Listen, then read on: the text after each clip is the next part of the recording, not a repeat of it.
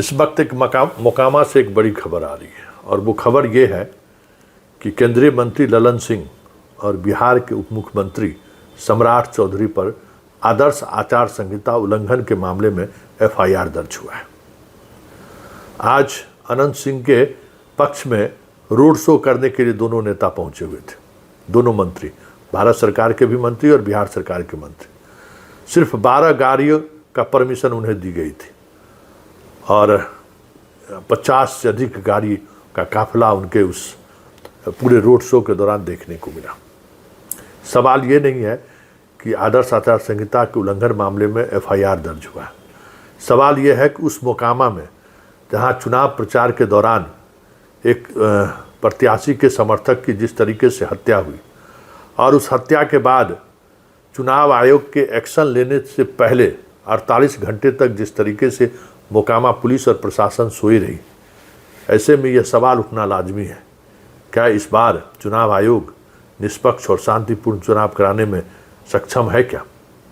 ये सवाल इसलिए उठ रहा है कि इतने बड़े एक्शन के बावजूद भी उस घटना को लेकर ग्रामीण एसपी का तबादला हुआ, डीएसपी सस्पेंड हुए, एसडीओ बदले, आरओ बदले गए, दो थाने के थाना अध्यक्ष सस्पेंड किए गए।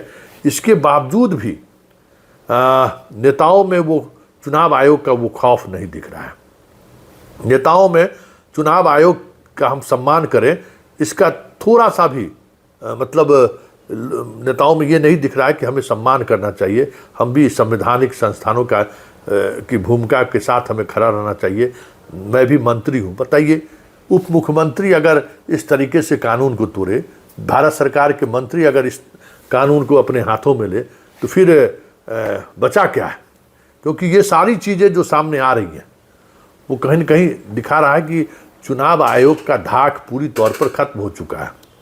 और सिर्फ धाक ही खत्म नहीं हुआ है, कोई चुनाव आयोग को नोटिस लेने को तैयार नहीं है और विपक्ष लगातार चुनाव आयोग को लेकर हमलावर हैं ही। अब बताइए कि उसी मोकामा में जहां इतनी बड़ी घटना घटी, उस घटना को लेकर कार्रवाई होने में विलंब हुआ, विपक्ष पूरी तौर पर चुनाव आयोग को निशाने में ले रहा था और आज यहाँ फिर ऐसी घटना घट गई। ये सिर्फ बिहार के सिर्फ मोकामा की ही बात नहीं है, कल देर रात बक्सर में भी इस तरीके की घटना घटी है, दरभंगा में घटना घटी थी, खगड़िया में घटना घटी, मतलब जहाँ देखिए वहाँ कुछ न कुछ घटनाएं घट रही हैं और लग ही नहीं रहा है कि चुनाव आयोग जैसी संस्था बिहार में चुनाव करा रही है। ये हैरान करने वाली बात है। आप रात भर घूमते रहिए, दिन भर घूमते रहिए, हाँ पुलिस खड़ी जरूर आपको दिख जाएगी, पारामिलिट्री फोर्स, लेकिन वो सक्रियता देखने को नहीं मिलता है जो सक्रियता देखने को इलेक्शन के दौरान, चाहे वो केजे राव का दौर हो, चाहे टीएन शेषन का दौर हो, या बाद के दिनों में भी जो भी आयोग के चेयर अध्यक्ष रहे हैं उनके दौर में जो दिख रहा है। मतलब यहाँ तो लग ही नहीं रहा है कि कोई आयोग है जिसके नियंत्रण में चुनाव हो रहा है। अब आप समझ जाइए कि ये जो स्थिति सामने आई है इसका कितना बड़ा प्रभाव चुनाव में देखने को मिलेगा। खास करके अगर हम बात करें तो 6 तारीख को चुनाव है, फिर 11 को चुनाव है। 6 और 11 का जो चुनाव है वो चुनाव कहीं न कहीं हमें लगता है कि वो शांतिपूर्ण और निष्पक्ष हो जाए तो बहुत बड़ी बात है, क्योंकि जब सरकार में बैठे हुए लोग ही कानून को हाथ में ले, जब सरकार में बैठे हुए लोग ही इस बात को लेकर कहीं न कहीं प्रदर्शन करें और डर ना हो, तब तो फिर बहुत मुश्किल है ना।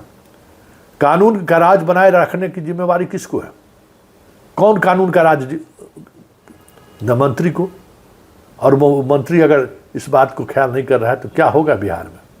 ये तो उसी अराजकता के दौर में बिहार प्रवेश कर रहा है जिस अराजकता के दौर से बिहार दशकों बाद बाहर निकला। यही अराजकता थी ना कि मंत्री हैं तो हम कुछ भी कर सकते हैं, हम रूलिंग पार्टी के नेता हैं तो कुछ भी कर सकते हैं।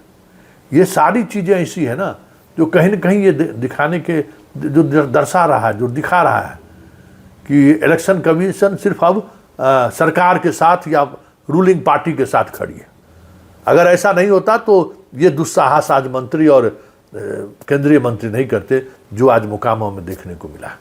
या फिर मोकामा में जो घटना घटी और घटना के बाद जिस तरीके से कार्रवाई करने में वक्त लिया गया, हमें नहीं लगता है कि अगर ये स्थिति बनी रहेगी तो आप चुनाव शांतिपूर्ण करा सकेंगे।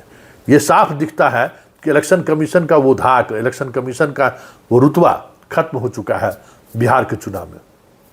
ऐसे में निष्पक्ष और शांतिपूर्ण चुनाव बिहार में हो जाए तो बहुत बड़ी बात होगी।